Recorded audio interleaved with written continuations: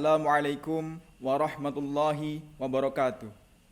Alhamdulillah wassalatu wassalamu ala Rasulillah wa ala alihi wa ashabihi wa man tabi'ahu wa man wala. Saudaraku yang dimuliakan oleh Allah, kalau ada sesuatu atau manusia yang kita agungkan dan hormati, biasanya kita menyambutnya antara lain dengan kata seru marhaban. Demikian kata marhaban dalam Kamus Besar Bahasa Indonesia. Kini bulan Ramadan telah hadir. Kita ucapkan untuknya marhaban ya Ramadan. Tapi tahukah Anda apa yang dimaksud dengan marhaban itu? Marhaban terambil dari akar kata yang bermakna luas, lebar, lapang. Itu berarti saat Anda mengucapkan marhaban ya Ramadan, maka Anda menyatakan kepadanya bahwa wahai bulan Ramadan, di mana ada kewajiban berpuasa dan tuntunan-tuntunan lainnya, engkau menemui kami dalam keadaan lapang dada kami. Kami tidak risau ataupun kesal menerima kedatanganmu, karena engkau datang pada tempat yang lapang dan luas. Kata marhaban juga berarti tempat peristirahatan dari perjalanan jauh. Jika Anda berkendara dari suatu tempat lalu singgah di suatu tempat tertentu untuk beristirahat atau mengambil bekal atau melakukan perbaikan-perbaikan untuk kendaraan Anda, maka tempat tersebut dinamai rohbah, yang juga seakar dengan kata marhaban. Ini berarti saat kita berkata kepada Ramadan, marhaban ya Ramadan, maka itu berarti di bulan ini kita akan mengambil bekal untuk melanjutkan perjalanan kita menemui Allah Subhanahu wa Ta'ala. Kita bertekad untuk memperbaiki apa yang rusak dari kendaraan kita, dalam arti memperbaiki diri kita dengan banyak bertobat kepada Allah Subhanahu wa Ta'ala. Kita mengambil bekal sebanyak mungkin, karena memang bulan Ramadan ini adalah bulan yang sedemikian banyak hal yang dapat kita ambil guna meraih ridha Allah Subhanahu wa Ta'ala. Hari ini kita sudah berada di satu-satunya nama bulan yang dicantumkan dalam Al-Quran. A'udzubillahi minasyaitonirrajim. Syahrul Ramadan alladzi unzila fihil Qur'an. Biasanya disebutkan namanya dalam Al-Quran karena sangat buruk, sangat jelek, iblis, syaitan, dan neraka jahanam. Tapi juga karena keagungan dan kemuliaan yang luar biasa, satu-satunya nama bulan yang disebutkan dalam Al-Quran.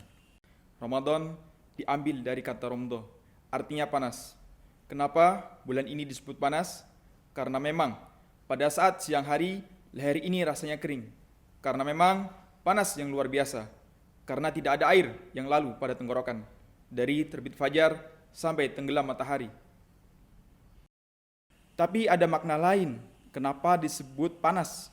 Ketika kita menggali tanah, ditemukan ada besi yang sudah lama di dalam tanah berkarat. Lalu kemudian besi itu kita panaskan ke dalam api yang bergejolak. Setelah ia memerah, lalu kita pukulkan ke lantai satu kali. Kita hentakkan, rontoklah karat-karatnya. Begitulah nampaknya kita dengan bulan ini. Selama 11 bulan, semuanya berkarat, mata berkarat, telinga berkarat, lidah berkarat, otak berkarat, hati pun berkarat, semuanya berkarat dengan karat-karat dosa. Lalu kemudian dilepaskan segala karatnya ini dengan panasnya ibadah-ibadah. Siangnya diisi dengan siam. Man shoma ramadhana imanan wa ihtisaban ghufira lahu ma taqaddama min dhanbi.